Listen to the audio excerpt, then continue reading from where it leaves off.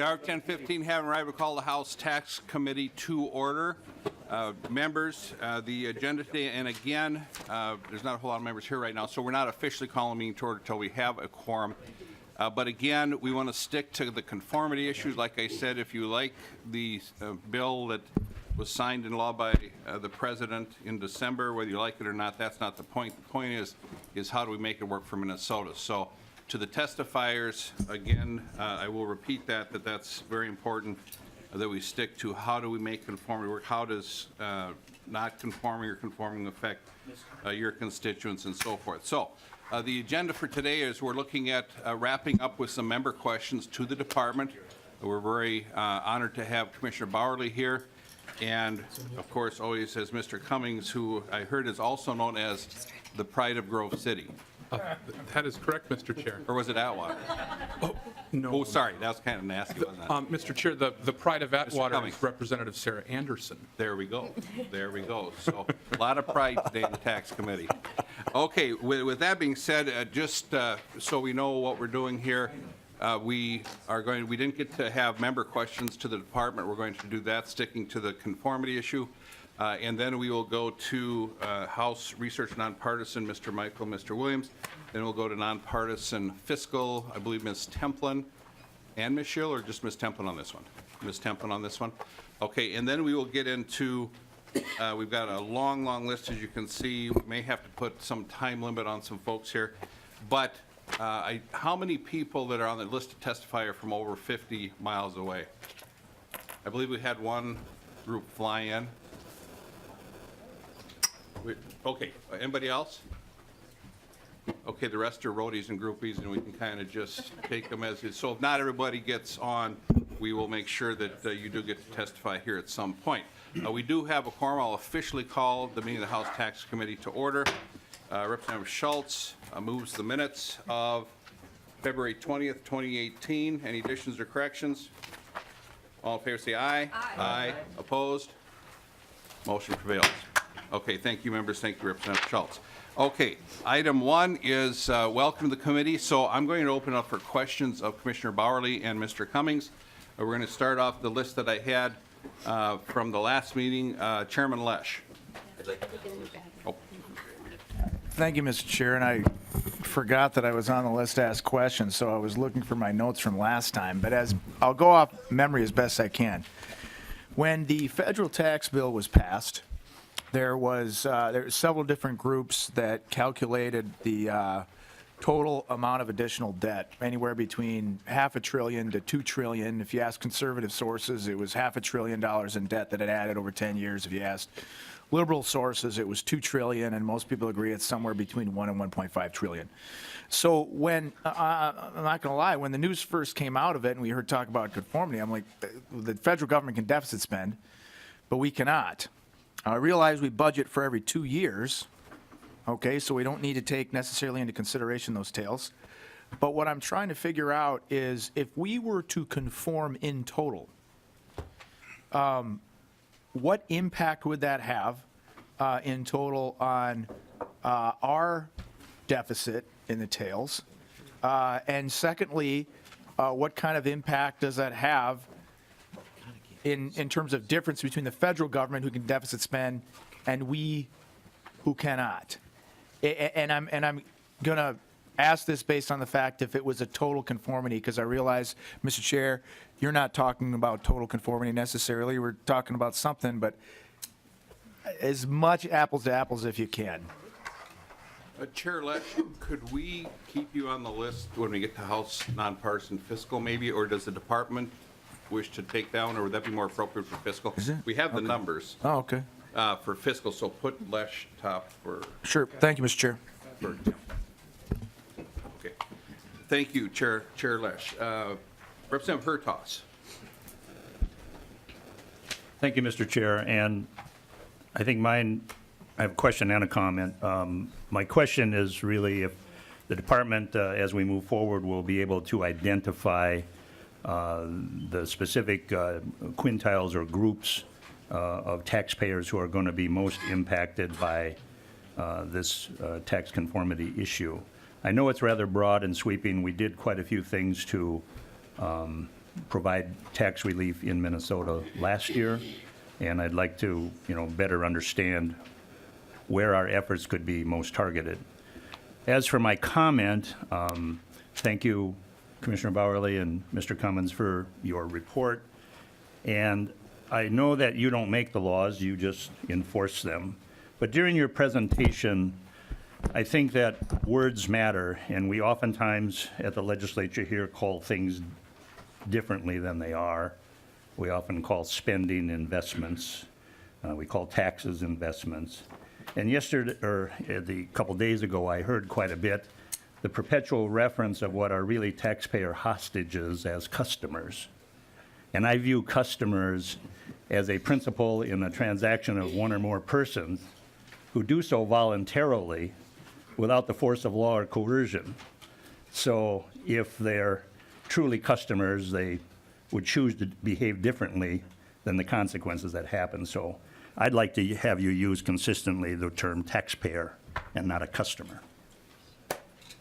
Commissioner Bowerly?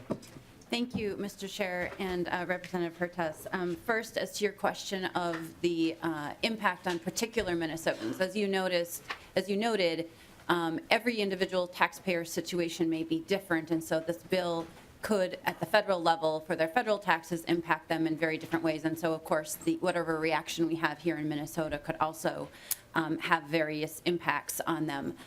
If there are specific provisions you would like us to take a look at, we can certainly try to do that. I think our teams have been working very hard to understand those impacts and are developing models that will allow us to look at that by income levels. I think one of the other factors that I know there's been a lot of conversation around is family size, which matters as well, particularly with the change to the dependent exemptions. As to your comment, Representative Hertas, if I may, we do think of taxpayers as our customers because it's our job to deliver excellent customer service while helping Minnesotans comply with their obligations under Minnesota tax law. So we approach Minnesotans in that way, meaning that we try to provide them with excellent customer service. We provide them with the information that they need to comply with the tax laws in Minnesota. You're correct, we don't make the laws. That is your responsibility.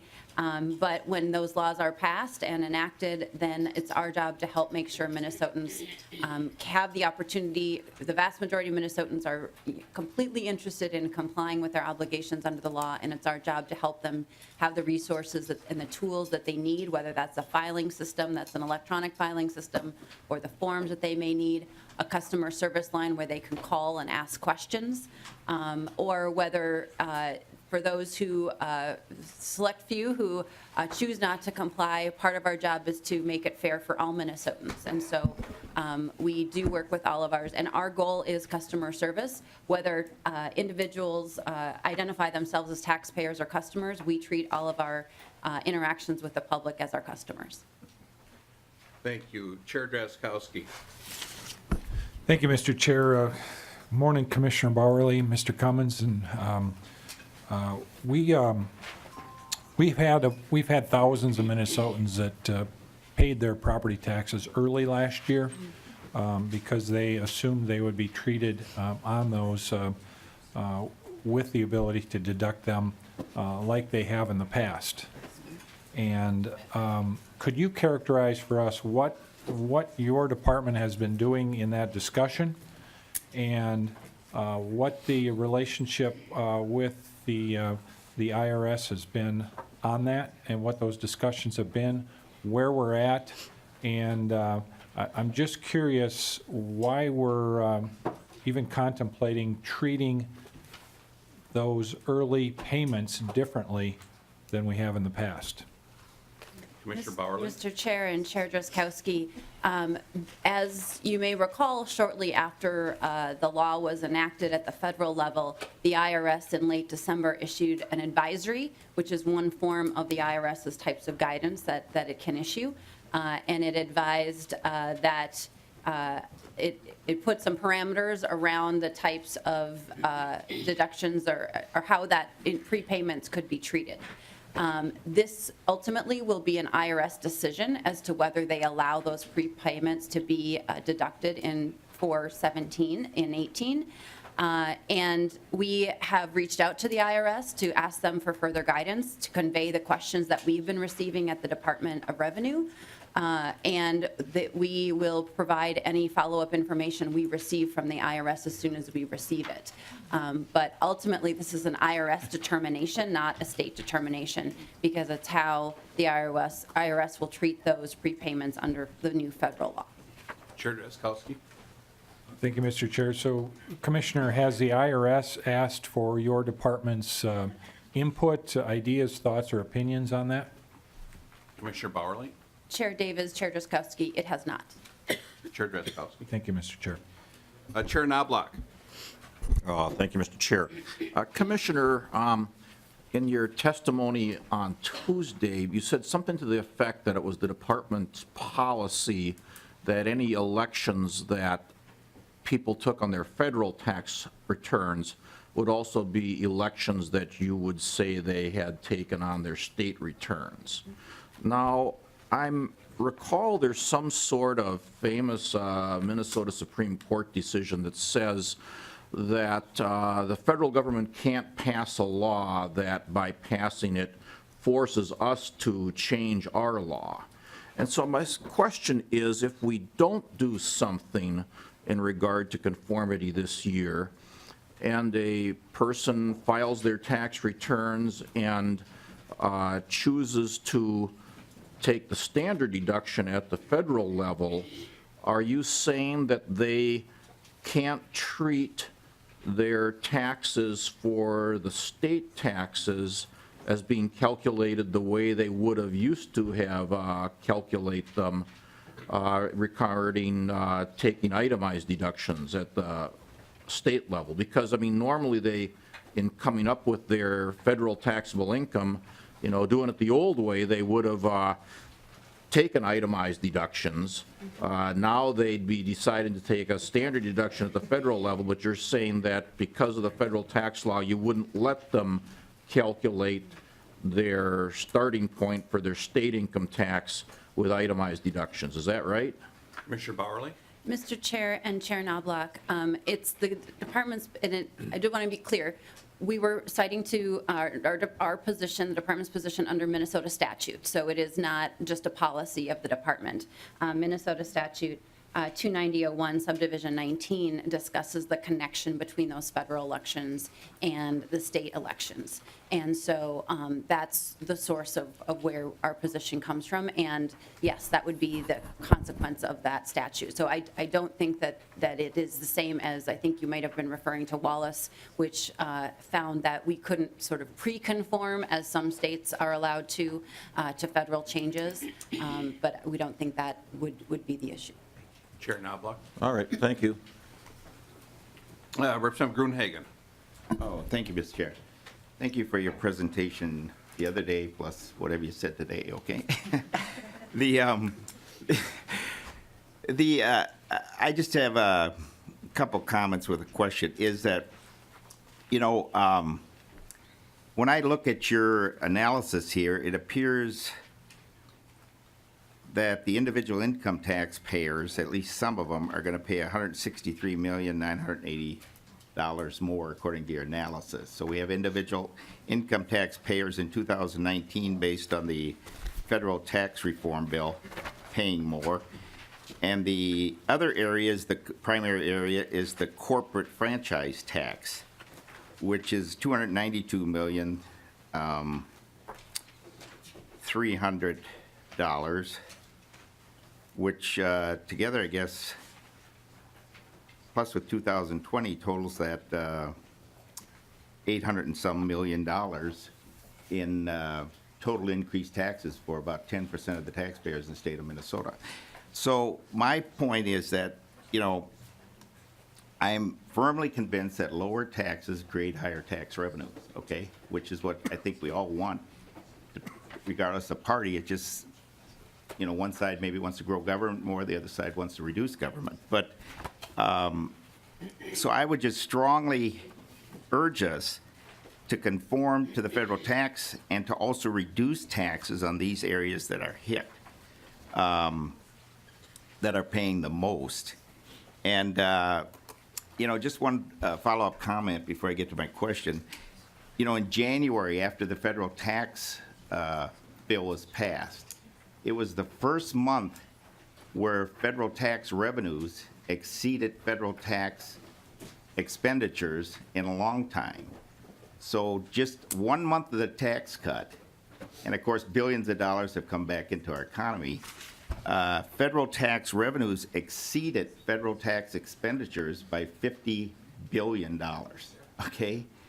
So lower tax, a reasonable tax and regulatory system creates higher tax revenue. And, repetition is the key to learning. So my question is, are you prepared to work with us to identify those areas where we need to reduce taxes, where some Minnesota citizens are going to experience higher taxes because of the federal tax reform? Commissioner Bowerly?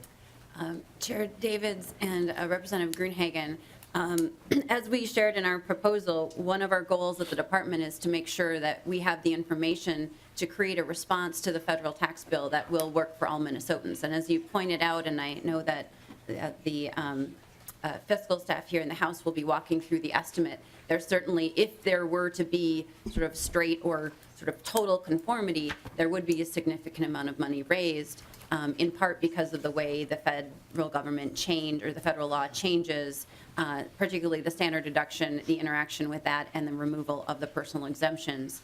At this point in Minnesota, we don't have the replacement for that federal child tax credit that was a part of that bill. So absolutely, I think there are a lot of conversations that we all need to have to consider the impacts across Minnesotans and across family sizes, to make sure that we are doing our best to mitigate, if you will, the challenges created by the federal bill for Minnesota. Mr. Chair? Representative Greenhagen? Oh, thank you, Mr. Chair. I consider that to be a yes then. So I'll look forward to a proposal that helps me as a representative understand what taxes need to be reduced and on who or groups in order to make this conformity not a tax increase for any Minnesota businesses or individuals. Okay? I thank you for that. Okay, Representative Wells? Thank you, Mr. Chair. And Representative Drazkowski addressed what I was going to ask about, but I wanted to follow up on the question because I've been hearing from several constituents very concerned about the prepayment of their property taxes and what this is going to mean for them. So I guess I would just encourage the department, if you're able to contact the IRS and push for a decision as soon as possible so we can have resolution and an answer for our constituents.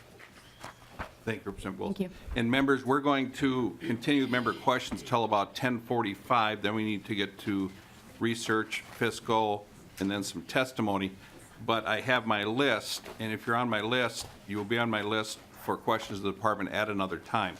Because as I'm sure you know, I think I said last time that the department has basically free reign of the tax committee as far as time. We are not going to be, I think the department is going to be so important, well, they are, of course, but to members' questions. And so I want the department to be here to inform members of this committee as you wish. And so we will just, so I'm not going to be cutting anybody off, but we'll just cut the line and then come back to it at another time. Chair Carlson.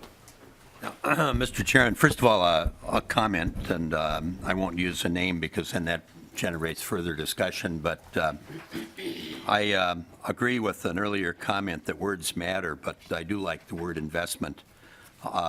That's the word that matters to me, and I, for 20-some years, chaired one education committee or another, and I always used the word investment in education, investment in our workforce, and I think both sides of the aisle use that. But at any rate, I did have a couple of questions.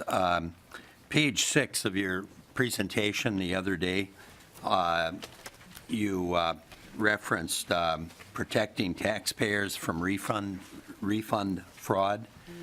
And cybersecurity has been an issue I've been quite concerned about, and I know you've had requests in So just very quickly, in the interest of time, where do we stand with the whole issue of cyber security? And then I have a follow-up question as well. And again, members, I'm going to show some latitude here, but I really want to talk about conformity, but. Well, Mr. Commissioner Chairman, it Bauer- was in the presentation the other day, that's why I'm asking the question. Oh, I didn't read, I mean, I read it thoroughly. And, It's page 6, it's page 6. Okay, point, thank you. Point well taken. Commissioner Bowerly. Thank you. Mr. Chair and Representative Carlson, we take very seriously at the Department of Revenue our obligation to protect all of the data that is provided through the tax process, so whether that's coming in from payments or from tax returns. And so we work closely with our partners at Minute at Revenue to make sure that we have in place robust security measures to protect all of the data that we have. We also work hard to ensure that criminals are not able to steal refunds from the state of Minnesota by posing as real Minnesotans. And so we take the time that we need to review refunds and returns to make sure that we are getting at that new sort of form of cybercrime.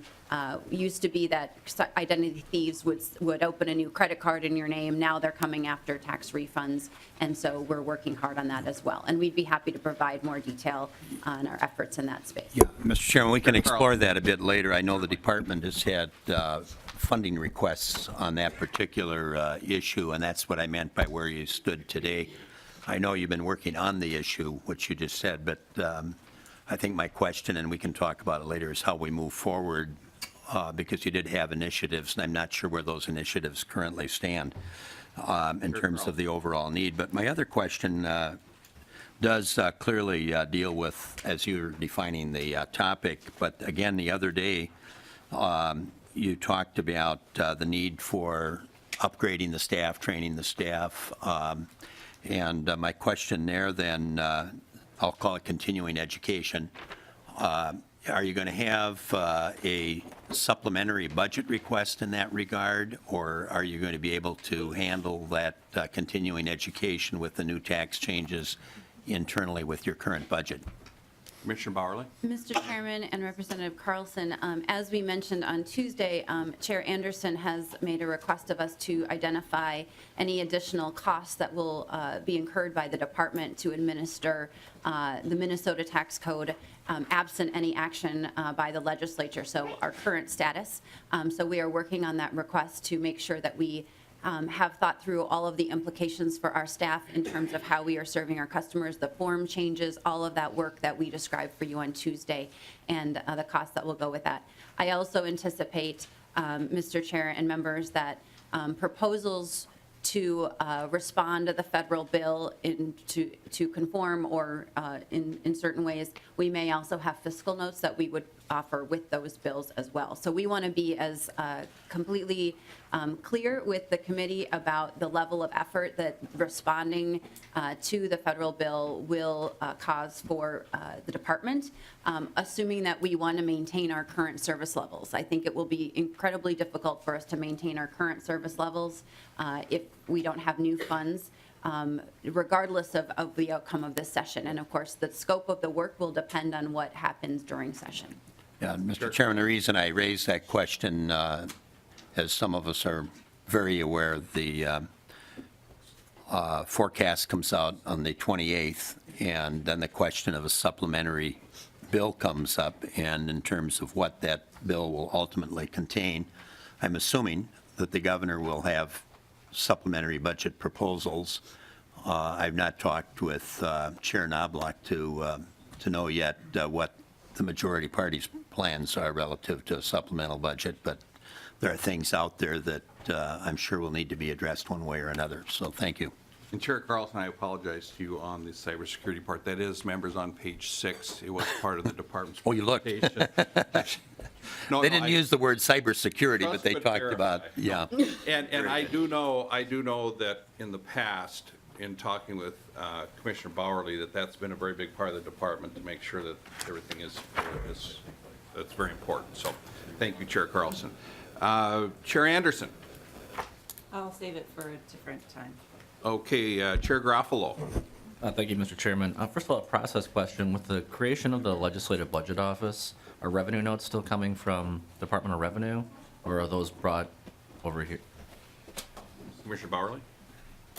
Mr. Chair and Representative Garofalo, it's my understanding that that change, that the change for the Legislative Budget Office did not include revenue estimates. Okay. So, Mr. Chairman, Chair Garofalo. for the department, does Minnesota have a corporate AMT right now? Commissioner Bowerly? Mr. Chair and Representative Garofalo, yes. Okay. So my question, Chair Garofalo. just a couple quick questions here. I couldn't remember that, sorry. The federal tax bill changed us from a worldwide system of taxation to a territorial system.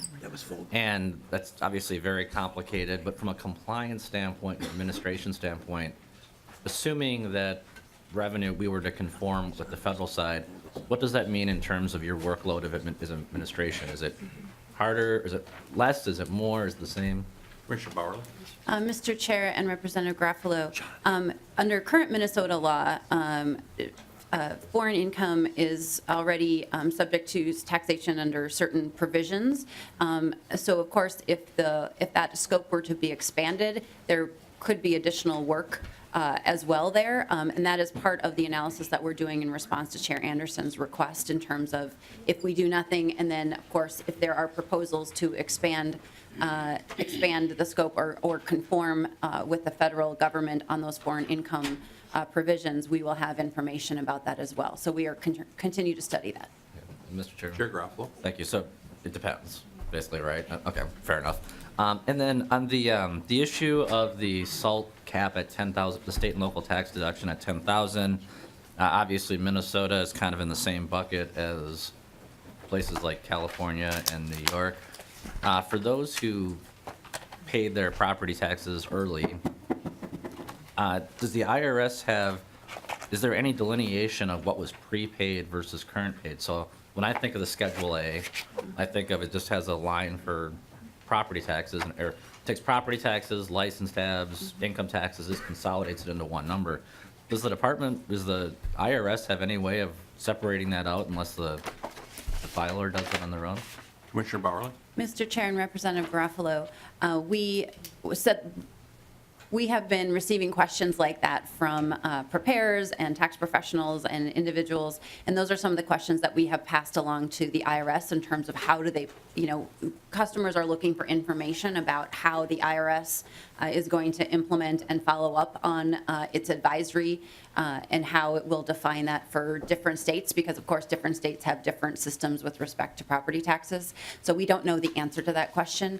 Again, in hearing the interest of the committee and the concerns, we will redouble our efforts to communicate with the IRS and ask them again to help provide more specific information to states like Minnesota. Chair Garofalo? Thank you, Mr. Chairman. And this is one of the few times where actually I want to hear from the IRS, so that's good news.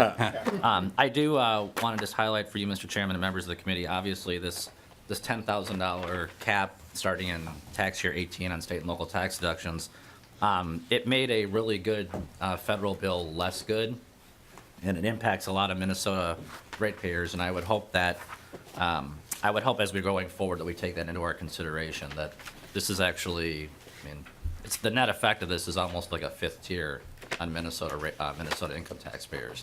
And it's providing yet another financial incentive for high-income individuals to have a lower tax burden by moving out of state. And I would hope that as discussions go forward with the administration, that be something that we're taking a look at. Thank you. Thank you, Chair Garofalo. I think we're going to make it here. One follow-up from Chair Knobloch, and then we're going to House Research. Chair Knobloch. Okay, thanks for allowing this follow-up to my earlier question, Mr. Chair. So, Commissioner Bowerly, when I first got into this, I thought that other than repatriation, where we have some significant state corporate tax coming into the state, even if we don't do any conformity, I guess I thought that we were relatively revenue neutral on conformity. But now you're saying that you're going to treat any election on the federal level as a state election, even regardless of whether we do anything with conformity or not.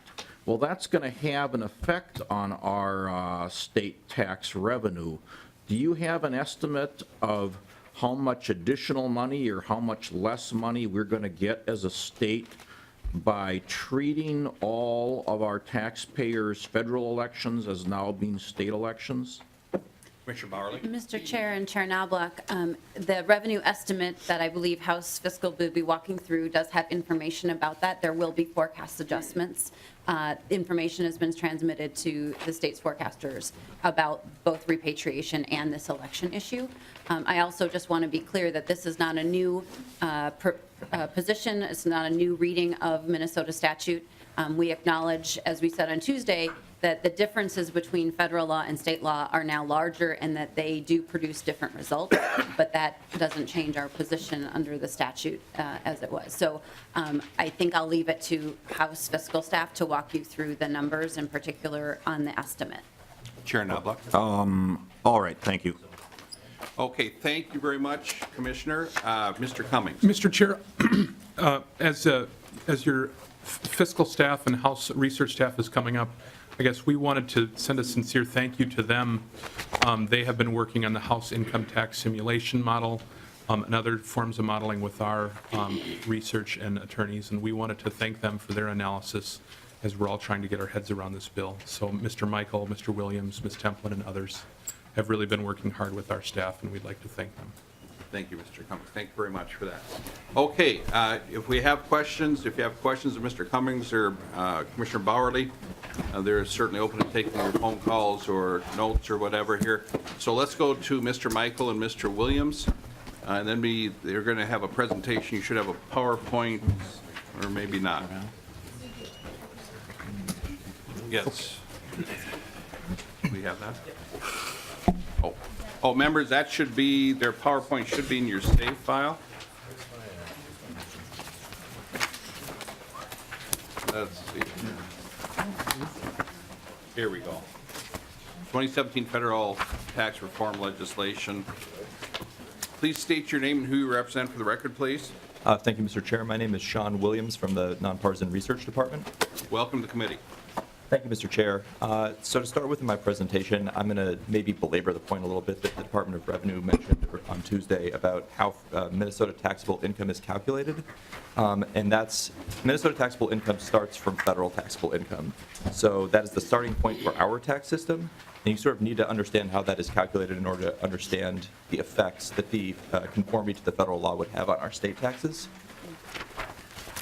So this flow chart shows you that the way that federal taxable income is calculated, it starts with gross income. That's essentially all income from a taxpayer, so wages, capital gains, dividends, business income and losses. You, from that, subtract adjustments. Those are also known as above-the-line deductions. It's things like student loan interest, moving interest, IRA contributions, and things, other deductions. That gets you adjusted gross income. From adjusted gross income, you would subtract either the standard deduction or the taxpayer's itemized deduction. You would subtract the personal and dependent exemptions, and that would get you federal taxable income. From there, Minnesota sort of breaks off from the federal system. We subtract our own subtractions, we add our own additions, and that gets you Minnesota taxable income. Then we apply our rates and brackets to get the tax before credits, and then apply our credits to get the tax after credits. I would note that there's several provisions that happen on the federal side after Minnesota sort of diverges from the federal system. So that's the application of federal rates and brackets, and that's the application of non-refundable and refundable credits.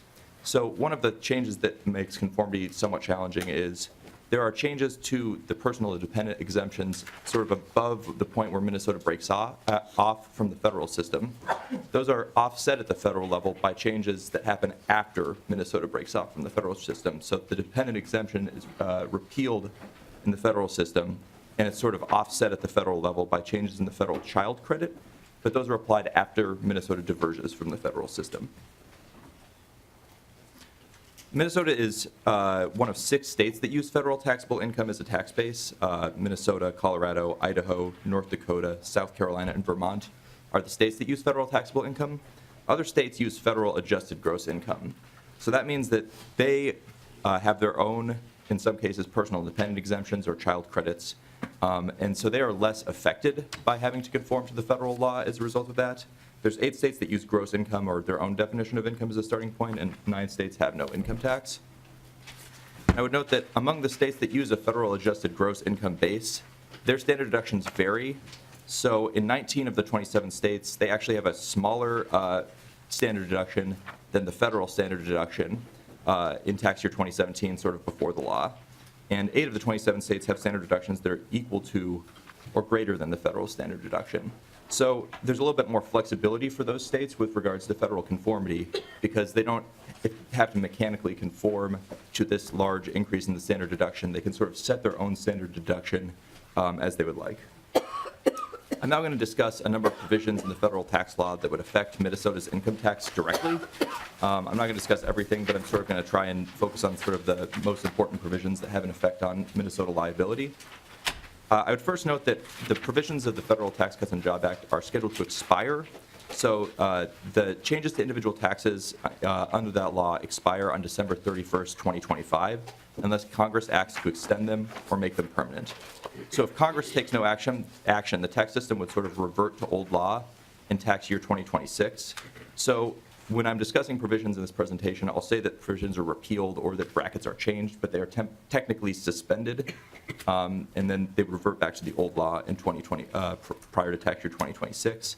And I'm going to note a couple of instances where provisions, the date for provisions expiration is different than the expiration at the end of 10 years.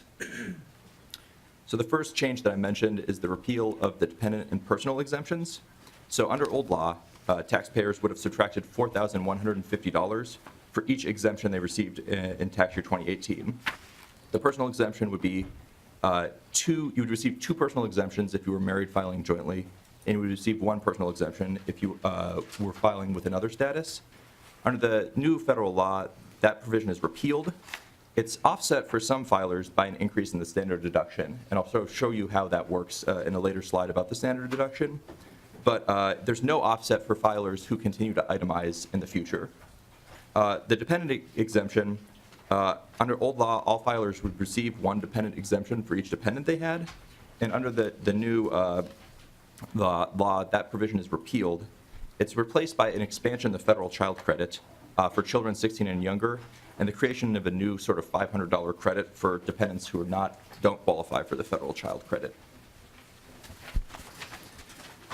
Another major change under the new law is a significant increase in the standard deduction. So if you look at the table in your packets, you can see sort of what the standard deduction was projected to have been under tax year 2018 under old law, and then the combined amount of that plus what the personal exemption would have been.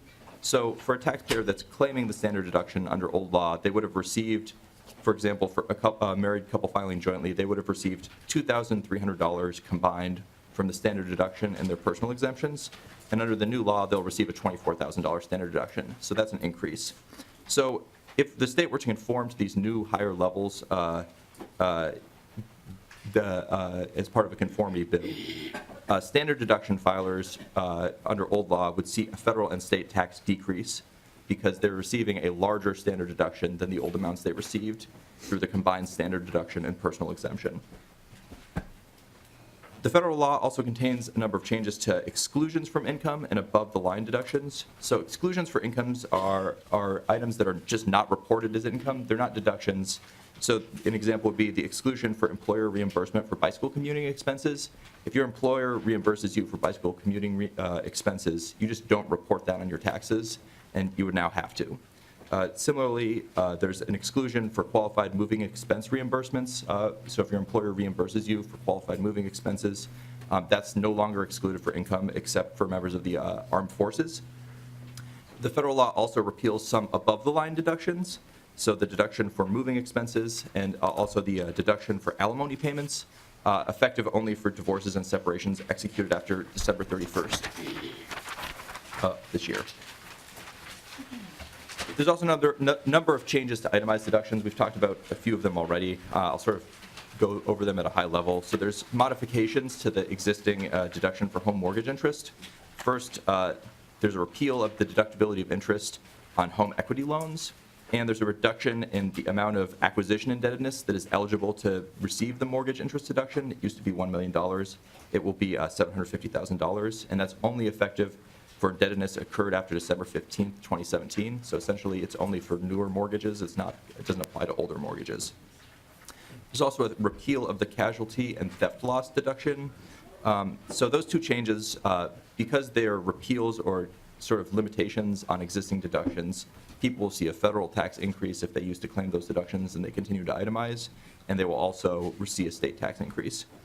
The charitable contributions deduction, there used to be a limitation that limited your charitable contributions to 50% of your adjusted gross income.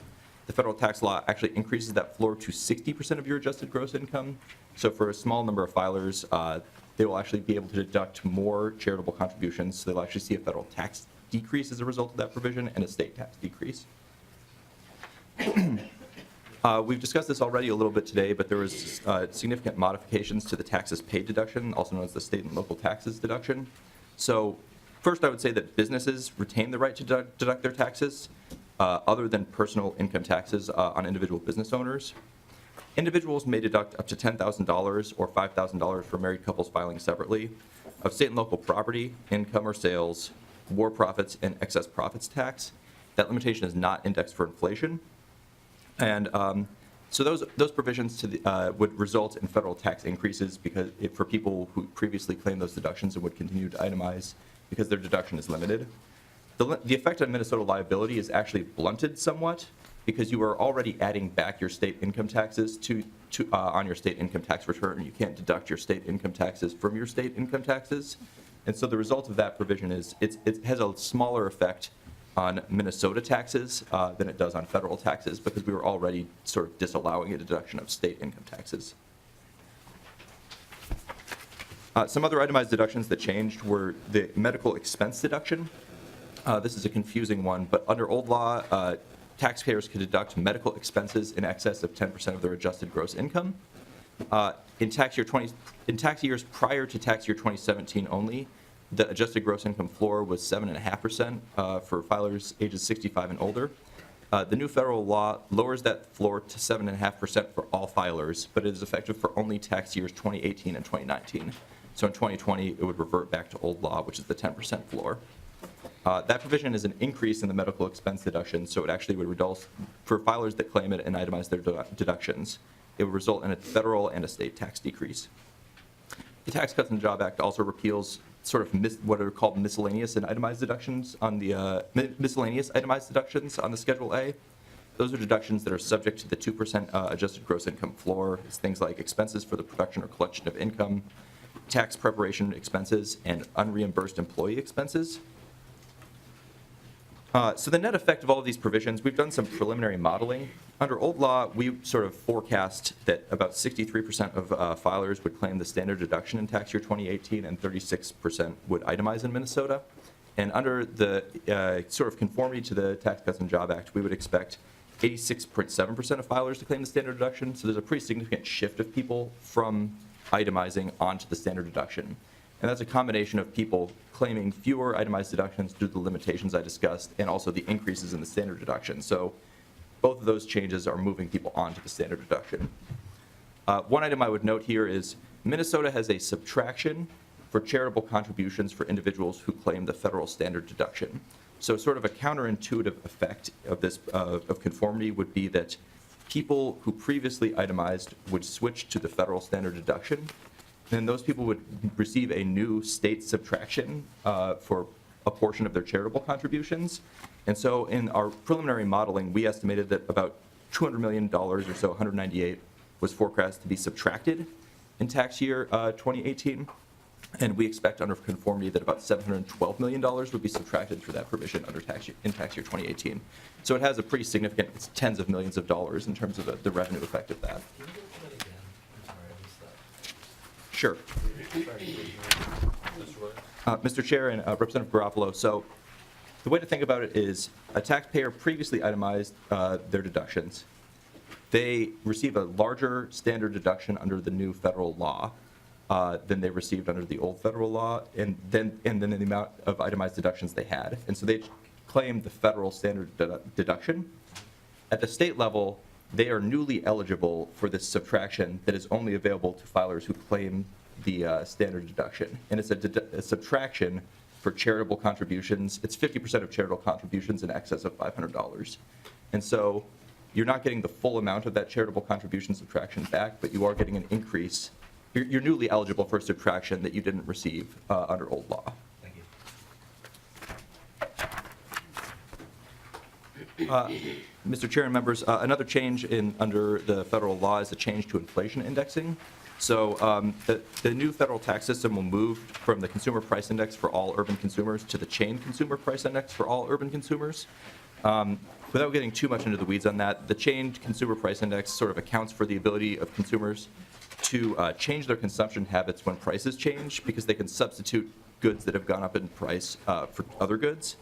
The chained consumer price index also, for all urban consumers, also uses different weights in sort of identifying the basket of goods that is used to calculate inflation, and those weights are sort of more recent. They're calculated based on more recent consumption data. The sort of net effect of this change is that chain CPI tends to increase more slowly than CPIU. So the result of that is that a lot of different provisions in federal law that are indexed for inflation will grow more slowly. There's sort of effects of this that are moving in both directions. So things like the standard deduction, that will grow more slowly, but also the brackets will grow more slowly and things like that. So the net, I think that there's sort of differing net effects in terms of revenue of those provisions. The other thing I would note is that change is permanent, so it's not one of the provisions that repeals at the end of 10 years. Without getting into too much detail, because I think that the discussion is supposed to focus on the issue of conformity, there's a number of provisions of the federal law that don't affect Minnesota tax liability. So changes in federal rates and brackets, changes to the federal child credit, changes to the federal alternative minimum tax, and repeal of the federal itemized deduction limitation. Minnesota has its own statutory itemized deduction limitation, so that would continue to be in effect after, even if we were to conform to the federal law. Although the repeal of the federal itemized deduction limitation may have a small effect on liability, because that will also move people off of the standard deduction and to itemizing if they were previously limited in their itemized deductions, which would make them no longer eligible for that state subtraction for charitable contributions. So I'm going to discuss a little bit about sort of hypothetical taxpayers that are likely to see tax increases under a conformity law. I want to note that this assumes that what Mr. Michael has been calling mechanical conformity. So that would be just updating our statutory references to the Internal Revenue Code. This is sort of what the revenue assessment assumed that, or the revenue estimate that the Department of Revenue prepared. This is the policy they're assuming would have been implemented. I would note that that includes no family size adjustment. So because we're no longer having the dependent exemption, we're not adjusting people's tax liability for the size of their families. And that's sort of a universal system of tax codes. So it seems very unlikely that this policy would be implemented as it's described in the revenue estimate. But if you were to implement the policy, I think that this gives you some sense of sort of the effects of conformity alone. And then you can use that sort of as a baseline against which to compare other policy proposals. So I'd say that one of the largest changes is that filers with dependents will see tax increases. That's unless Minnesota comes up with some sort of, excuse me.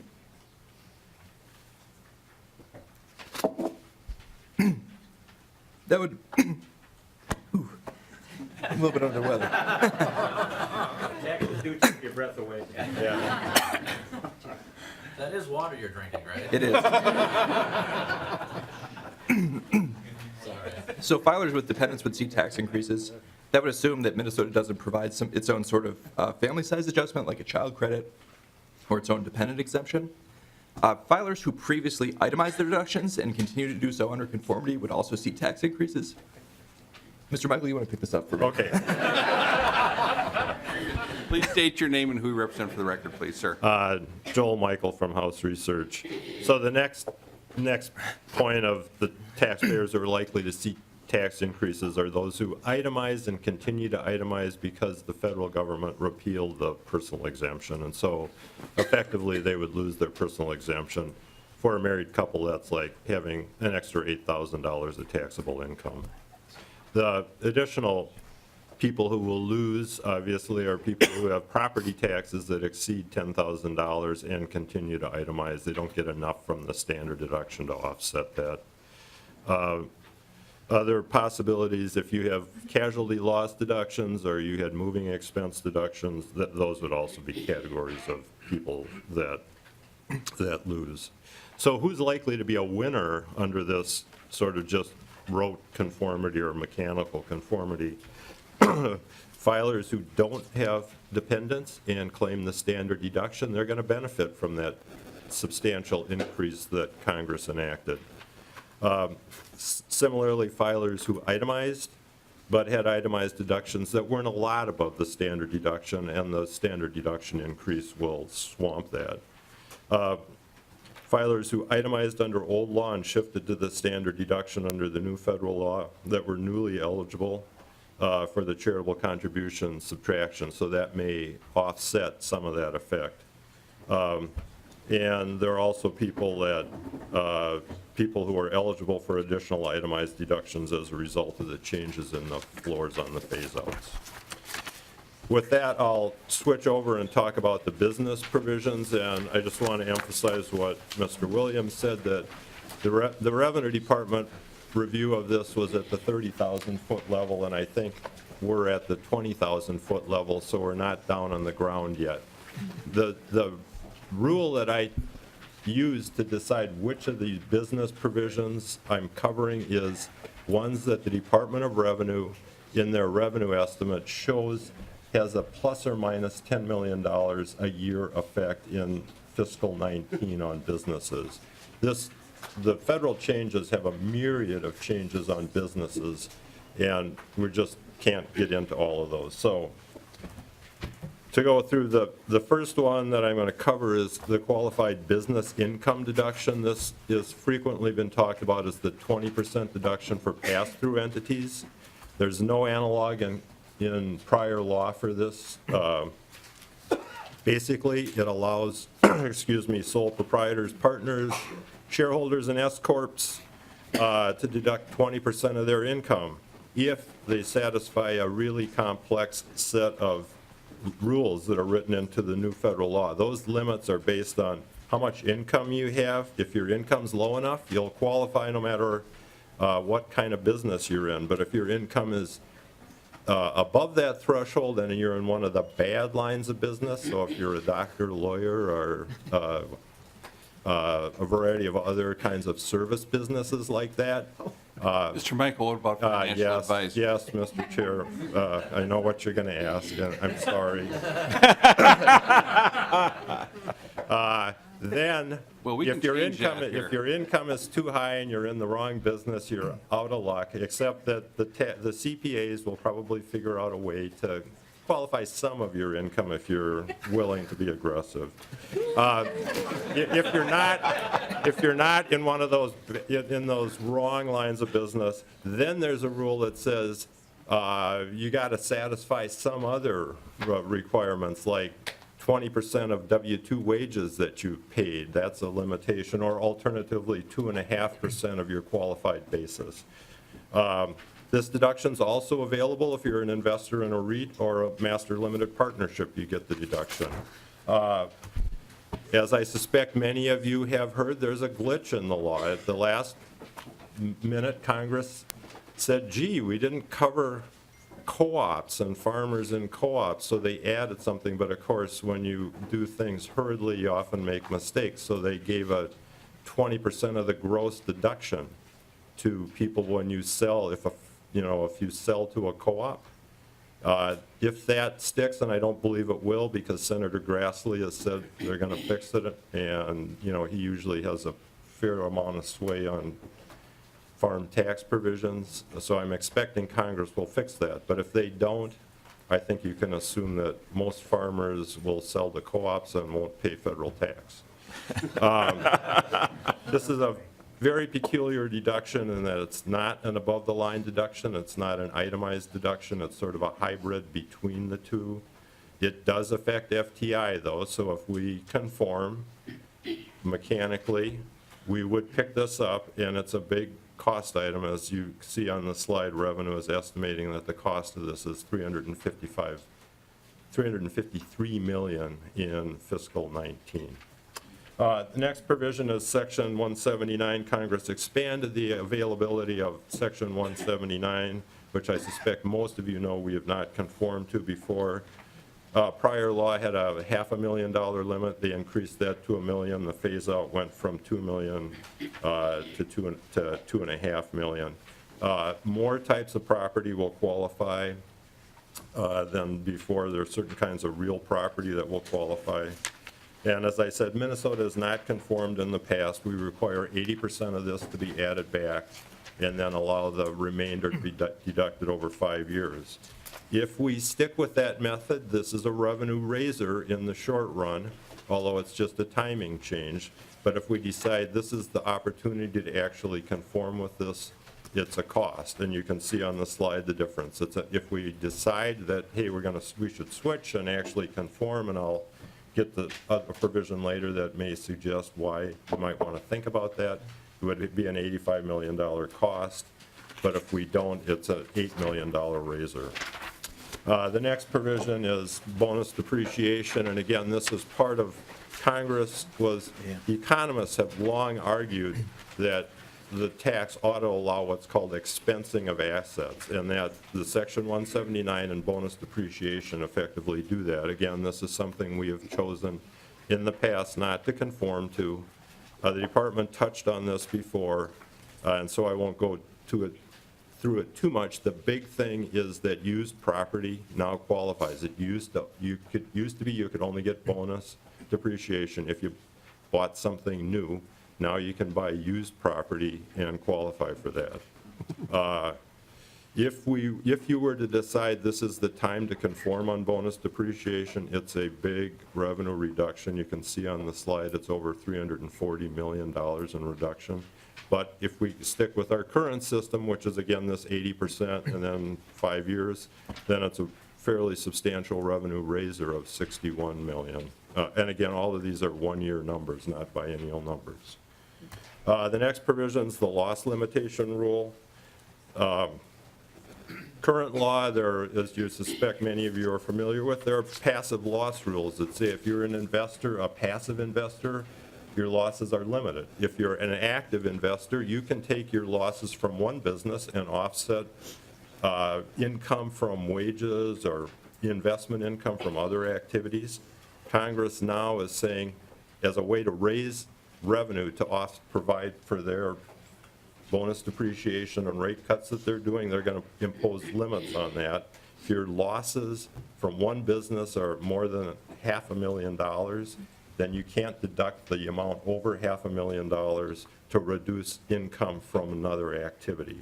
And revenue has estimated that that will raise $58 million in 1 year. Small business accounting reform. This relates to the businesses that can use cash basis rather than accrual basis accounting.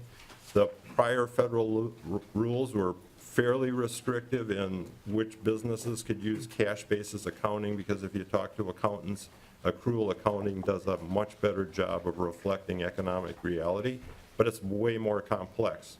And having served on boards, I know people get confused by accrual accounting all the time. So Congress is expanding by quite a bit the number of businesses that can qualify to use cash basis accounting.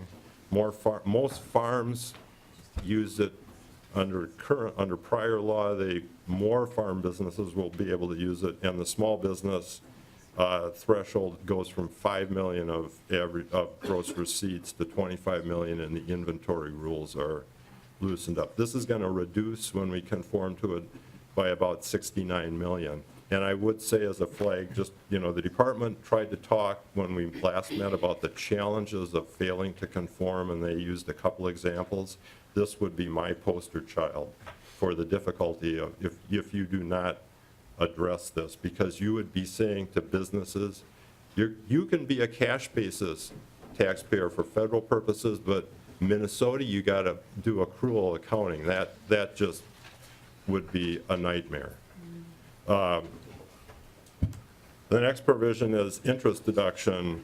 Under prior law, interest deduction, your interest for business, was pretty much fully deductible. There are esoteric rules about various things that limit that.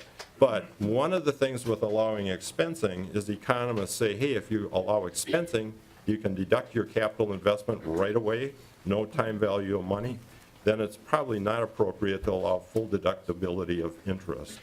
And so Congress put a limit on the interest deductibility that takes away 30% of that. It's a complicated limitation that I don't have time to get into. But if you're going to conform to this, then you have, there's kind of a linkage with the Section 179 and bonus changes. This will raise over $100 million per year conforming to it, but the businesses may be unhappy if you can't get your Section 179 and your bonus if you can't, if your interest deductions are limited. Congress also, as a way to provide more base expansions, changed the NOL rules, the net operating loss. This, again, for those of you who aren't familiar with sort of business returns, if you have an operating loss in a year, federal law in Minnesota for individual purposes follows the federal rules. You can file an amended return for the prior 2 years and take that loss and get a refund of tax you paid in the prior 2 years. If you can't use it all up that way, then you can carry it forward for 20 years. So as a way to raise money, the Congress cut that back. They said most businesses are no longer going to be able to carry back, and when they carry forward, they can only take 80%. If we conform to that, that's about $40 million.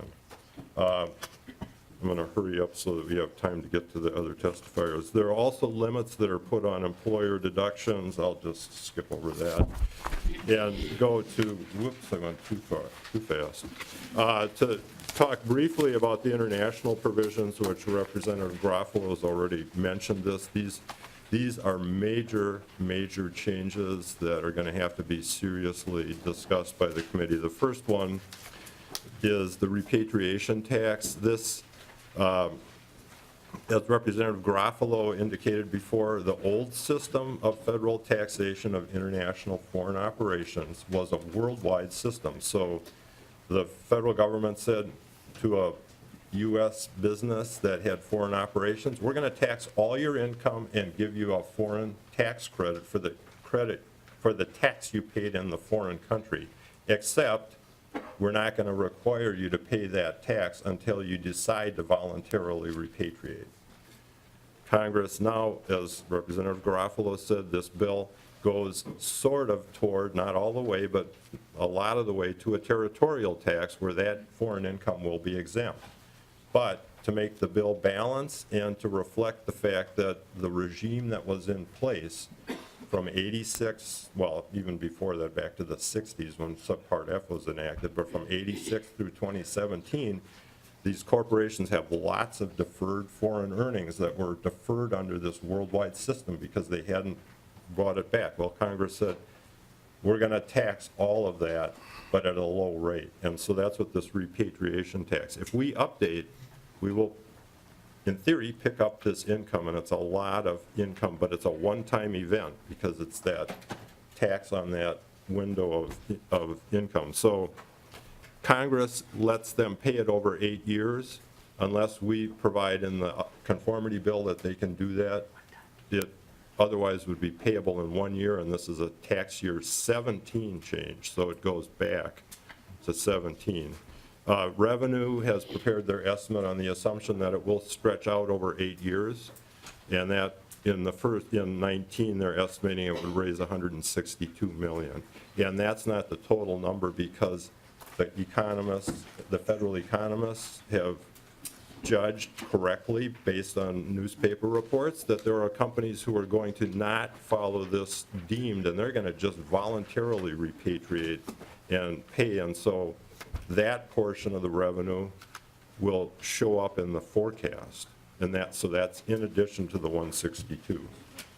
So with going to this new territorial system, Congress is concerned that, hey, that creates an incentive to characterize as much income as possible as foreign income, or actually to invest foreign rather than domestically. So they included a stick and a carrot in their provisions, both of which, if we conform to, will have effect on this. The stick is this global intangible low taxed income, which the acronym for that is GILTY. I don't know, I think somebody out there in Washington thought, okay, that would be clever. So basically, what this does is treat high return income from intangibles received by foreign corporations that are controlled by the U.S. domestic companies as effectively the equivalent of subpart domestic income that's taxable. And this stuff is, the formulas are very complicated and the provisions are complicated. If Minnesota conforms to that, it would raise about $70 million a year. The carrot is FDII, which provides a deduction for domestic corporations that have foreign operations. This provision, because it's an incentive and a deduction, you would think it would cost us money, and in the long run it will, but because of the way the revenue estimates are, in the short run it's estimated to raise revenue, but in the long run lose revenue. Now, these are things, when you put together a conformity bill, you're going to need to think about all of these one-time revenues, and do you want to make permanent commitments with that, or how do you want to handle it? And I will, the very last slide I have is just there's a lot of uncertainty and legal risk involved with these international provisions because the U.S. Supreme Court, in applying the Commerce Clause, the Foreign Commerce Clause, has said it doesn't matter for a state if you're following federal law. You cannot discriminate against foreign income. If you do, that violates the Foreign Commerce Clause and you can't tax it. So we can't just blindly say because Congress has done this, we can do this. We have to be sure that we're treating the equivalent of domestic income and foreign income equally to make sure that it's constitutional. So that's another issue to keep your eye on. And with that, I'll stop and stand for any questions. Okay, members, I'm going to shift here a little bit. We have 38 minutes, and I've got about 50 minutes of questions myself. So what we're going to do is we're going to go to House Fiscal, and then we'll have one question from Representative Lesh. I have a list here, and the list is good as gold. We save it till the next meeting. I'm going to have, and watch your emails, I'm going to have Mr. Williams and Mr. Michael back and Ms. Templin back next week to take a bunch of committee time, because I know members have questions. I got a ton of questions. And so they'll be back next week, but we're not going to be able to do it today because we've got a whole list of folks that we want to start on here. So please state your name and who you represent for the record, please. Cynthia Templin, House Fiscal. Welcome to committee. Thank you. Members, I have two documents that I'm going to be working off of. I have a yellow spreadsheet and a revenue estimate. The revenue estimate at the top right-hand corner is dated revised February 16th. 2018. I'm going to be kind of referencing both the documents. I just want to also note that the spreadsheet that you have before you reflects the numbers in the revenue estimate, except the only difference is that it has biennial totals and some of the footnotes are slightly different. So I just wanted to encourage you to kind of use both in tandem as we look at the estimates for federal conformity. Really quickly, for the federal law that we've been discussing today, we have received 3 estimates from DOR. And again, the one that we're working off today is dated February 16th. I also want to caveat this, that the estimate has kind of a short shelf life because it will be updated after the November forecast. So continue to look for updated. February forecast. Yeah, what did I say? Sorry. November. Thank you. It'll be updated. November somewhere. It will be updated for the February forecast. Thank you very much. And so continue to look for updated revenue estimates and spreadsheets related to that. A quick comment about how the estimate, how the methodology for the estimate. 2/3 of the estimate comes from federal spreadsheets from the Joint Committee on Taxation, and these estimates then are apportioned, based on, Minnesota's share, and then about 1/3 of the estimate, comes from JCT, Joint Committee of Taxation estimates, and 2/3 of the estimate is from modeling that can be done within the Department of Revenue and within House Research, internally. And the reason why I note that is because for the part of the estimate that is modeled, we can get more information about the burden and the effect on taxpayers by income level. So I just wanted to mention that, for the part of the estimate that is modeled internally.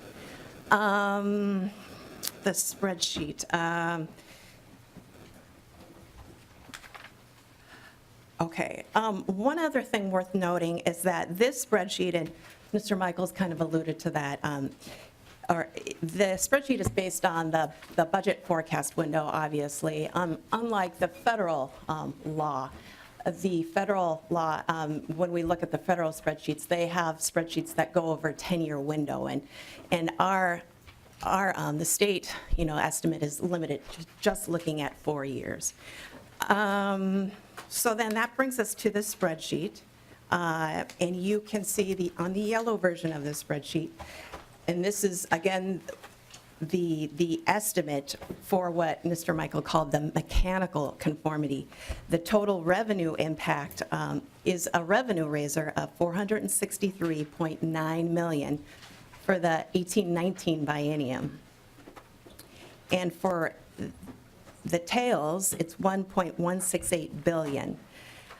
I just want to also highlight that of that total, $303.2 million in the revenue from corporate tax in the 18-19 biennium. Of that amount, that about 69% of that revenue from corporate tax, from the amount raised, comes from the repatriation estimated revenue that Mr. Michael talked about. Now looking at the fiscal 2021 biennium, again, the total revenue raised is $1.168 billion, and of that amount, corporate tax raises $541.8 million of the total. And the amount from repatriation, that's the amount raised from revenue from repatriated taxes, is about 55% of that total. Of the 541. Yes. So the spreadsheet that you have before you, again, is based on the revenue estimate. And as you look further down into the spreadsheet, the department groups these federal provisions into 11 areas. And the first grouping is the standard deduction and exemptions. And it goes all the way down to property tax refunds. I won't go through line by line of the spreadsheet because I know you can do that. I just want to point out, of the groupings, of the 11 groupings that we have on the revenue estimate, there are only 2 groups that result in a net tax decrease, and that is the federal education provisions, that is the number 2 on the spreadsheet, the item number 2, and the business investment provisions, which is item number 7. All of the other groupings in this revenue estimate are estimated to result in a net tax increase. And as you can see on the spreadsheet, that the grouping of provisions that results in the largest tax increase is the standard deduction and exemptions. For example, the sum of the increased standard deduction, increasing it to $24,000 for married joint, and the removal of the personal and dependent exemption, the subtotal for those 2 provisions results in $283.8 million in revenue gain in the 18-19 biennium and $474.2 million in the 2021 biennium. A couple other things to point out. One thing that we don't typically see on revenue estimates is interactions with the property tax refunds. And I just want to highlight that in the fiscal 2021 biennium, the estimate is showing a revenue impact of $169.2 million, and that would be, again, a tax increase. And that is because the because the personal and dependent exemption is repealed at the federal level, and the state laws for the PTR are kind of linked to that federal law that's being repealed, and as a result of that, that would have the effect of kind of taking away the property tax refund. So there's an interaction with that to a certain extent, so that results in, again, in $169.2 million in additional revenue that shows up on this estimate. And then there were two questions. Representative Lesh asked, I will. Restate it? Yes, please. Let's do this. Why don't you finish your presentation, then I'm going to take one question, that's from Chair Lesh. Okay. And then you're going to be back next week, and the next week, and the Again. next week. I will. I plan to. So if you want to finish your presentation, then I'm going to go to Lesh, and then we're going, Chairman Lesh, and then we're going to go to testifiers. Mr. Chair, I just also wanted to address Representative Knobloch's question. He asked about the revenue that the department has noted will be included as a forecast adjustment. And there are two areas where there is a forecast adjustment, and that is related to the standard deduction. The department has noted that, and I believe it's due to the consistent elections law, because the department assumes that if someone files the standard deduction at the federal level, that they will also need to file the standard deduction at the state level, and that will result in a tax increase, and that's automatically without any changes. They basically are including a forecast adjustment of about $60 million per year in the budget window, and that is noted in a footnote in the estimate. And in addition to that, there is also a forecast adjustment related to repatriation, and that is the voluntary repatriation of income, and that's because of the enactment of the federal law. And there is a revenue gain of about $160 million in 18 and 19, and $106 million in the 2020 biennium that the department, again, is going to include in the February forecast. Okay. Mr. Chair. Very briefly. Okay, Ms. Templin, so I see that on page 5 at the bottom, that footnote 2 that talks about the roughly $60 million a year. Does that include the charitable tax deduction, the special charitable tax deduction that we've got in Minnesota, the $198 million they were talking about? Ms. Templin? Mr. Chair, Representative Knobloch, I believe it may, but I can get back to you on that. I mean, because if they're assuming that the taxpayer files the standard deduction, they must be also making assumptions about non-itemizers too. So I will have to check and get back to you. Yeah, thanks. Thank you. So, okay, thank you so much for that presentation. Members, I don't want to be cutting members off from questions. We're going to go to Chair Lesh, and then we're going to have a lot of questions for next week. Chair Lesh. Thank you, Mr. Chair. And Ms. Templin, the question relates partially to the breakdown of the number sheet, but we've only got numbers going out to 2021 on this. And when I saw the news of the federal tax bill, it said that we're looking at 10 years out anywhere from a $500 billion to a $2 trillion shortfall, which I realize is different because they can deficit spend. Our numbers will be calculated in the same way, but we just can't because we can't borrow across biennia. So why is it, first of all, that, well, can you compare, can you give me an apples to apples comparison? I'm assuming that Minnesota is going to have somewhat of a similar situation over 10 years if we compare. And if not, why not? And does it relate to the different pots of money we tax in Minnesota versus the feds? Ms. Templin? Or maybe Joel? Or Ms. Templin?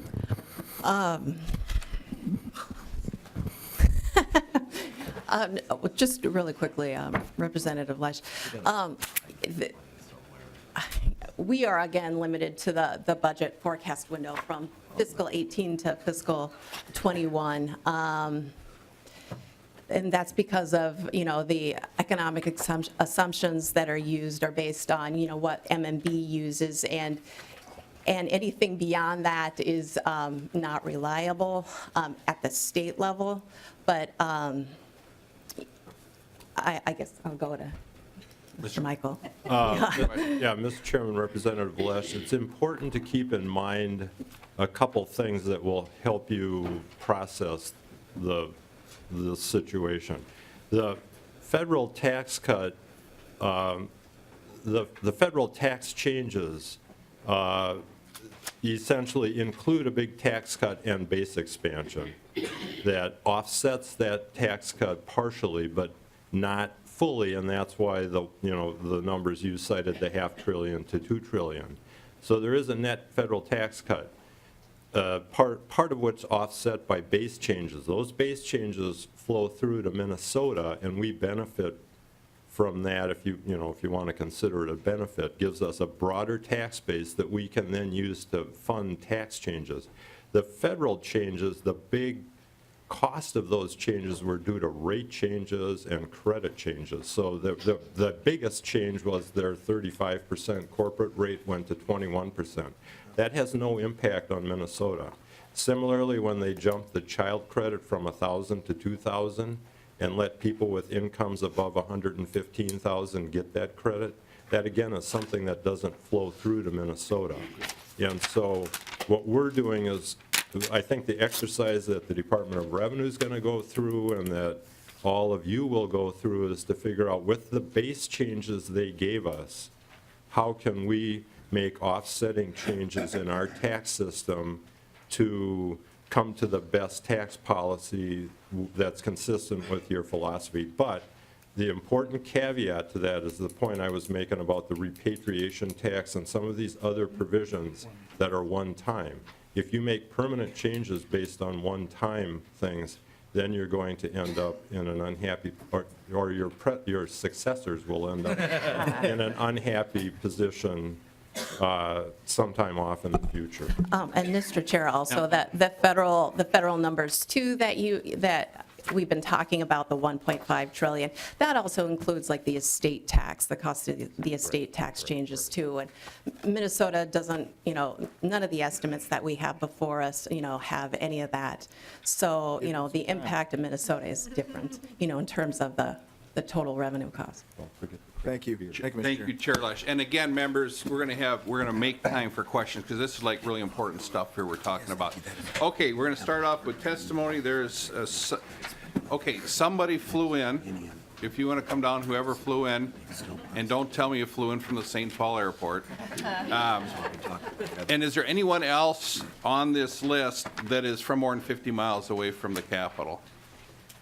Because if people have traveled, I want to make sure we get them. Okay. I'm not going to set the timer yet. We'll see how this goes, but let's keep our testimony precise, to the point. And let's start with Mr. David Ransom. Yes, sir. Welcome to the committee, sir. Please state your name and who you represent for the record, please. My name is David Ransom. I'm at the law firm McDermott, Will & Emery in Washington, D.C., and I'm here on behalf of the American Coalition for Taxpayer Rights. Thank you, Chairman Davids and members of the committee, for giving me a few minutes to address you regarding conformity.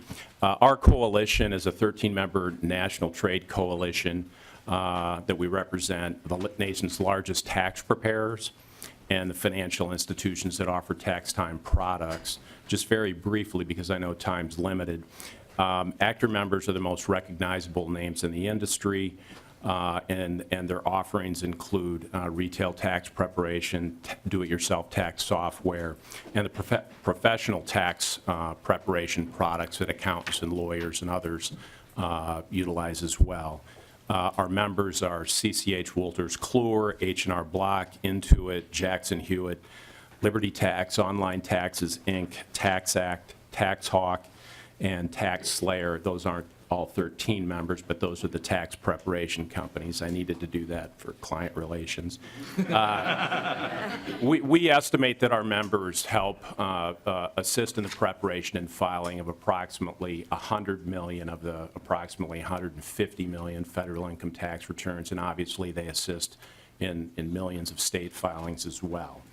So germane to your hearing today, Mr. Chairman, I'm here to offer the do-it-yourself tax software and professional tax preparation industry's perspective on the potential impact of federal tax conformity legislation on the industry, tax software provider products, and Minnesota tax filers, your constituents. First and foremost, I want to stress that if policymakers choose to conform Minnesota's tax laws to the recent federal tax reform changes, the sooner you do so, the better for both taxpayers and industry, ideally in the current session. Should the effort to conform be made within a few weeks of the start of the next tax filing season, or retroactively even, it would have negative implications from a tax administration standpoint. These implications include creating confusion for Minnesota taxpayers as they attempt to prepare their tax filings with or without the use of do-it-yourself tax software, and making it extremely difficult for industry to adequately address the changes to state tax law and incorporate the Department of Revenue's guidance and administration of those changes. We have attempted to detail particular scenarios that I'll discuss now. The process of conforming the state tax law to federal law obviously begins with you, policymakers, and the governor. If you agree to those changes, then the job shifts to the Revenue Department, the Revenue Agency. The DOR must make changes to the state's tax forms and issue guidance on how certain tax laws will be administered.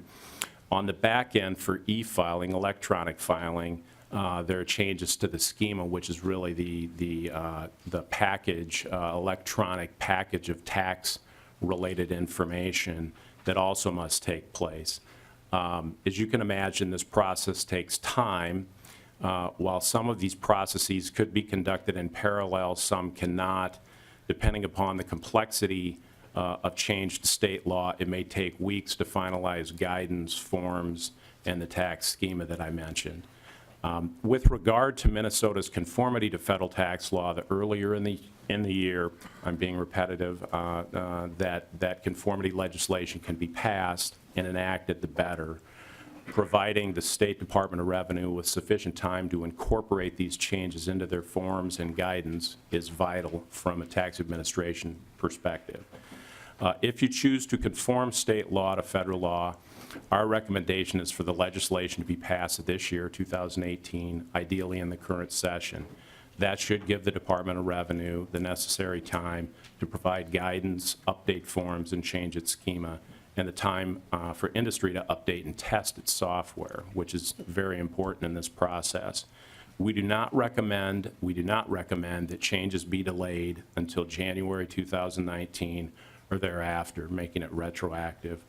Based on the timing previously described, passing a conformity bill in January or later for the 2018 tax filing season would have a significant impact on Minnesota taxpayers.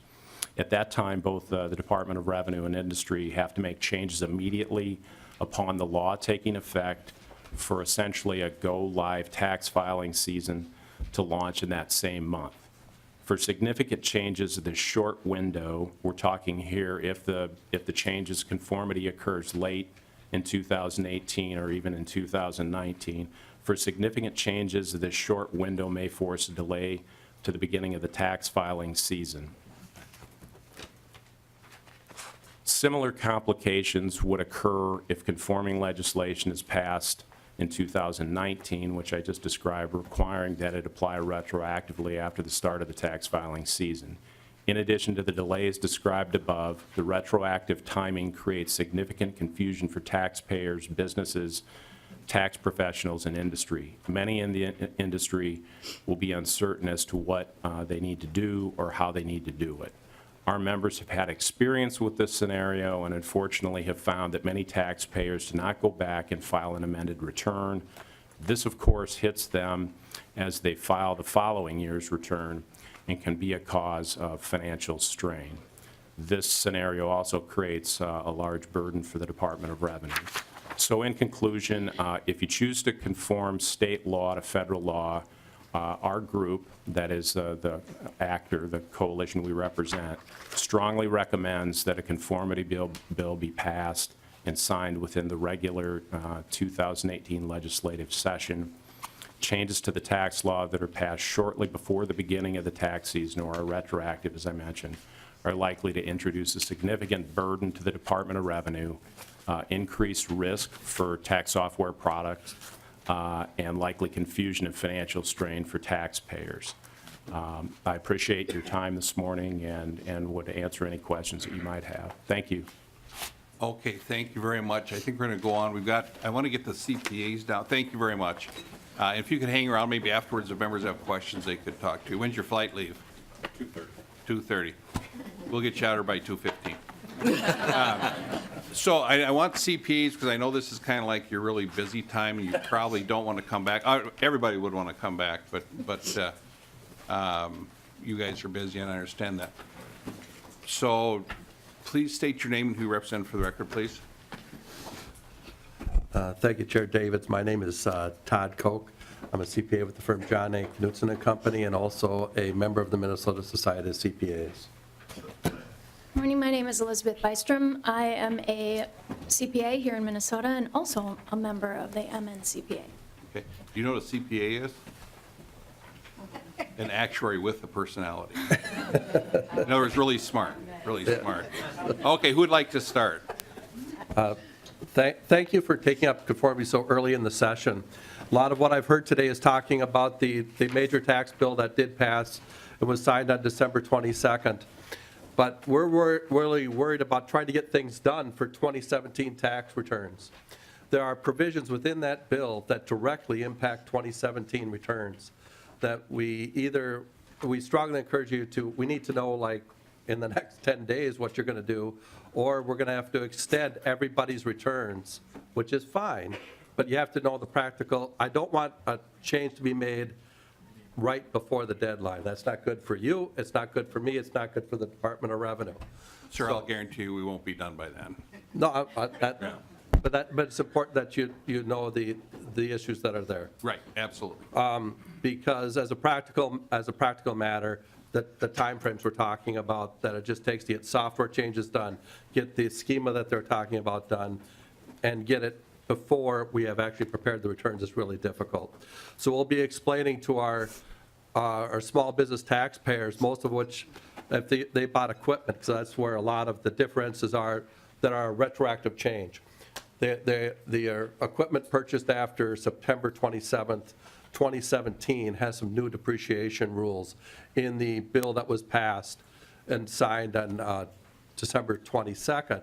However, there was another bill that was just passed in the extenders that were included in the government financing bill that was just signed February 9th that also has retroactive changes that impact some more of the individuals. So while the depreciation changes impact small businesses and large businesses like Cargill, a lot of the conformity provisions in the bill, the extenders bill that was passed February 9th really impact people more like my kids.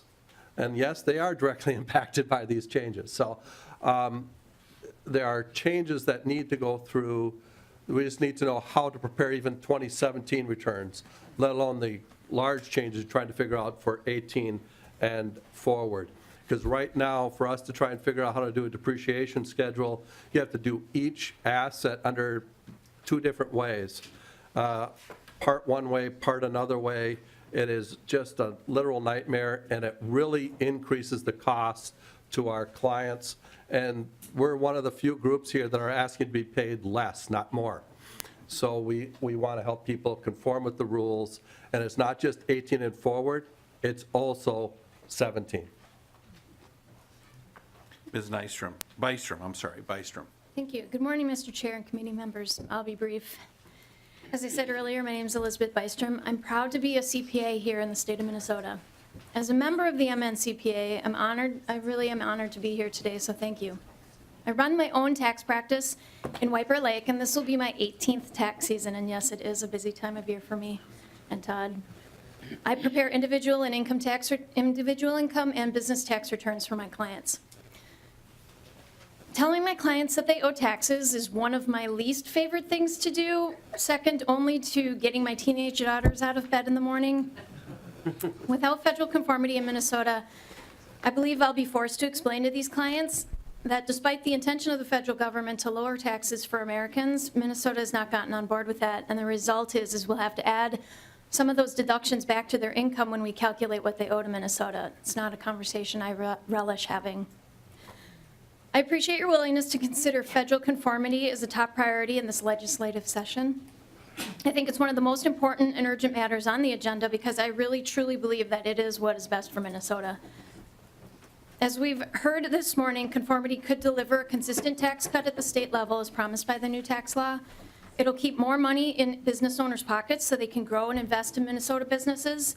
It'll help all Minnesotans plan for their 2018 tax bill and 2017, as Todd has mentioned, and remove uncertainty that may delay critical decision-making for both individuals and business owners alike.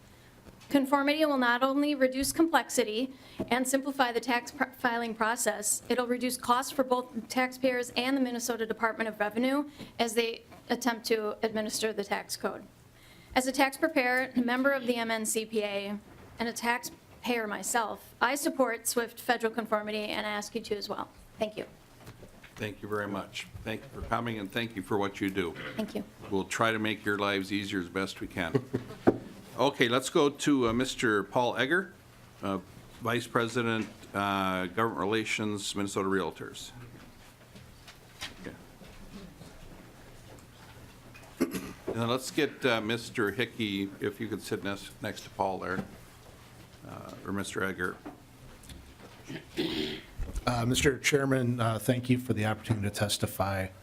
Again, my name is Paul Egger, and I'm with the Minnesota Realtors Association, representing over 18,000 realtors across Minnesota. Thank you for beginning this really important conversation so early in the session. The federal law made numerous changes to the federal tax code, including provisions affecting current and prospective homeowners, which you've heard about in various presentations this week, so I won't repeat all of those provisions. I do want to state, though, Mr. Chairman, that we want to work with you as more information becomes available throughout the session regarding potential impacts to different types of taxpayers and consider potential proposals for addressing any adverse impacts. I also, Ms. Templin mentioned the provisions that indirectly affect the property tax refund program. The Department of Revenue's preliminary estimate also addresses this issue, and I'll just quote from what they included in their estimate, which is, quote, "The federal provisions increase the household income amount used to calculate PTR, which would reduce state-paid refunds to more than 500,000 homeowners and renters beginning in fiscal year 2020. We believe the PTR is a very important program. It provides tax relief to homeowners as property taxes are high relative to their incomes, and we hope that mitigating the reductions to PTR refunds will be an issue that receives a lot of attention in this committee this year. I also just want to briefly mention, as the previous testifier, that on February 9th, the federal Congress passed the Bipartisan Budget Act 2018, and that includes the tax extenders for 2017, including a couple of home ownership provisions that this committee has conformed with regularly, the mortgage debt forgiveness provision, and also the mortgage insurance premium provision. Lastly, Mr. Chair, we look forward to working with you and the committee as you consider changes to state tax policy this session in response to the federal legislation. And we will try to assist you in identifying opportunities to support homeowners and homeownership in the conformity bill. Thank you very much. Thank you, Mr. Egger. We'll go to Mr. Hickey, and then Ms. Kadoon, if you want to come down. If we get the two of you at the table there. And I think we're probably going to be wrapping up, and then I'm just going right down the list, and then we'll start with Nan Madden next week when we take testimony. Mr. Hickey, please introduce yourself for the record.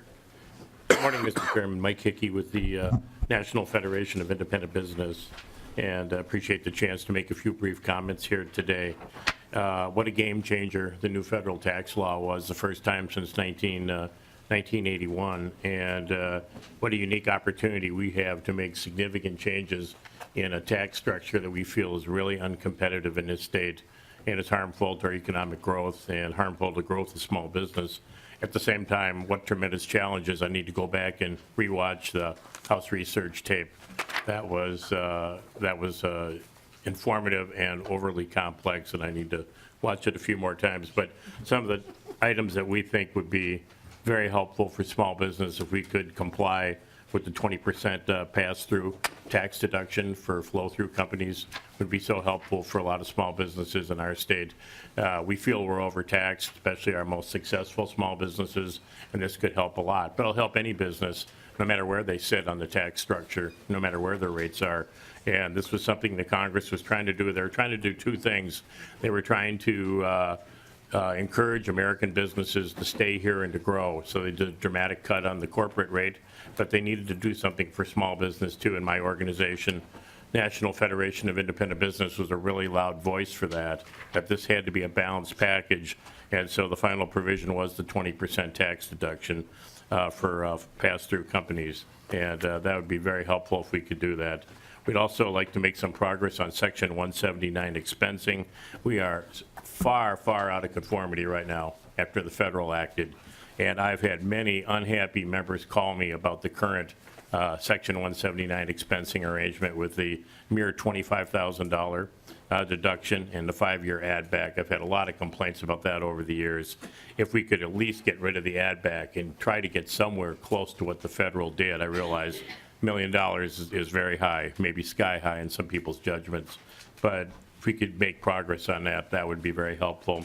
The same with the estate tax. I know maybe a sore spot with the governor, Mr. Chairman, based on what he said yesterday, but we're at $3 million per person, and the federal has jumped all the way to $11 per person now. And the worse that gap gets, the more incentive it gives people to start thinking about moving things around, especially if they've reached a point in their life where they can afford to not be here for several months in the winter. It's not hard to stay a little longer and get out of a whole lot of Minnesota taxes. And so finally, this is obviously a tremendous challenge here. It's a real mixed bag of results for Minnesota taxpayers, but Mr. Chairman, possibly one solution would be to try to cut Minnesota rates across the board to make up for lost deductions and other penalties taxpayers are going to feel. And so if that is something that could be considered or done, that might be one solution with all the new revenue coming in to try to blunt the impact of that. So I look forward to being in this hearing, in this room many times, trying to keep up with all this, but thanks for the chance to speak today. Thank you, Mr. Hickey. And again, to those that are testifying, let's talk about conformity here as best we can. Please state your name, who you represent for the record, please. Mr. Chair, members of the committee, my name is Beth Cadoon. I represent the Minnesota Chamber of Commerce. I appreciate the opportunity to testify, and as was requested, we'll limit the comments really just to address the issue of complication of not having a tax bill. Hopefully that point has been hammered home, where we certainly agree there is a need for a tax bill. If we don't do it, I don't think you can underestimate the complexity that will be caused for Minnesota taxpayers, Minnesota businesses, so we certainly agree for the need to do that and have that resolved this session. I would also mention that obviously we're ready to work with the committee and look forward to doing that, working with the committee and the chairs, because obviously it's going to be the details of the tax bill that are really going to be important, so we look forward to those conversations. We do believe there's, I think people are agreeing on the need to mitigate the tax increases that will incur on Minnesotans. We agree with that as well. But we also want to discuss the opportunities that we're going to think are presented with the federal tax bill and the opportunities to look at our tax structure to see how we can make our system more pro-growth, to really encourage that private sector investment, entrepreneurship, talent, retention, and migration. So we look forward to those conversations. Thank you, Mr. Chair. Thank you, Ms. Cadoon. As you can see, the clock kind of got away from us here, but I would like to thank the Department of Revenue for your participation in today's hearing. I'd like to thank House Research, House Fiscal, and members, thank you for your work. We have a lot more to do. We're going to pick up on this on Tuesday. So to the testifiers, I'm down through the chamber. We'll start off with Nan Madden, Minnesota Budget Project, and just down. So I would save a lot of this stuff, members, might be a good idea. And I have members' questions here. I've got that list too. So we'll get a lot more questions in. And so that, members, good government all the time. We are adjourned.